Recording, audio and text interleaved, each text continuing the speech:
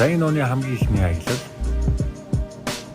За Бээжингийн өглөө маш гоё тийм петрикор борооны жигүүнэр цэг сайхан өглөө байсан. Тэгээ маш гоё хамттай кофегоор орчинтойгоо танилцаад эхлүүлсэн. За хамгийн их очиж үзхийг хүсэн газар бол 798 Art Street. Энд бол маш олон гоё уран бүтээлчдийн үзэсгэлэнгээ гаргаж байгаа их олон тийм галерей байт юм билээ.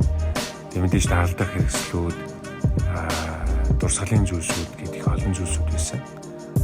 Надад бол миний хүлээлтээс бол бүр хэд дахин гоё мэдрэмжийг өгсөн газар бол энэ байсан. Бүрэн бол харах үзэж чадаагүй. Дараа очихдаа бүрэн үзнэ.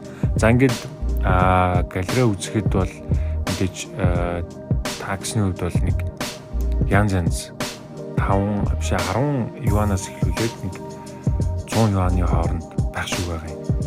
Миний яг одоо очиж байгаа үед гэсэн үг шүү дээ. Тэгэхээр эн чинь уран бүтээлчдээс хамаарат харилцаа адилгүй үнийн тарифтай гэдэг юм билээ. Тэгээд одоо энэ үзэж байгаа эсвэл яг абстракт их гоё өнгөний шийдэлтэй уран бүтээл байсан. Энэ үр хэмтгээр да. 751 гээд ажуудлынх нь гудамж. Энд бол юм хуучны галт дэрэг байсан. За энэ бол өмнөх дөрөвний орсон бас арай өөр төрлийн маш гоё юм өнгөнүүд болон дүрслүүдийн үзэсгэлэнгээс үзсэн. Тэр нь бол нэг 4-5 үзэсгэлэн ирээд үзсэн. Энд бас хэд өөр уран бүтээлч үзэсгэлэн. За энэ юу вэ? Орос уран бүтээлчтэй бас танилцсан. Бээжинд бас их удаан амьдарч байгаа гэсэн. За Викторийн зургаад аваад дамжуулсан. За ингээд 798 аясан аялал их гоё. Хязж бас очиод үзээд ер нь ингээл очих болгонд үзэхэд уран бүтээлч нь өөр учраас гоё юм бэл. За дараагийн хэсэг бол мэдээж Universal Бээж очих юм бол ер нь Universal хамгийн түрүүнд хүн болгонд ерөнхийдөө тийш очихыг хүсэх болов гэж бодож байна. Мэдээж л бас таалагдсан маш том бүтээн байгуулалт их гоё тоглоомуудыг бас тоглолоо. Transformers-ийн хэсэг байна. Яг энэ орчны тоглоомууд нь бол бас гоё байсан. Дараагийн заавал очих газар бол мэдээж энэ Universal дотор Harry Potter-ийн өстө маш олон фэнүүд хувцсан ингээд өмссөн гоё дүр бүтээцээ гэж хэлээ.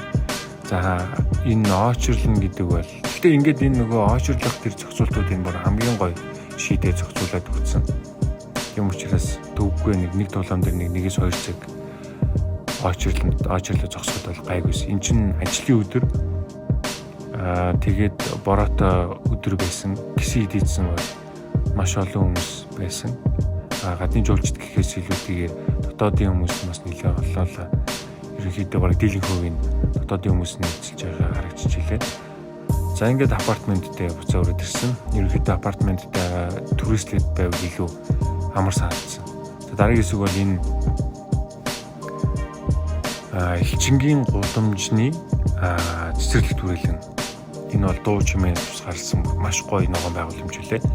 За Вампужийн худалдааны гудамж нэг хэсэг дэлгүүрээсэн. За энэ такси бариад такси ерөнхийдөө барихад жоохон хүндэтэй юм л. Яагаад гэвэл бүх юм гар утсан дээр аппликейшн дээр ерөнхийдөө суулгацсан утсын дугаар байх шаардлагатай. За дараагийн ерөнхийдөө явахаас өмнөх орой очсон газар бол Шууны үр Олимпосын газар. Энд бас их гоё байсан орой очиход. За ингээд ерөнхийдөө аялал маань дуусч байна да.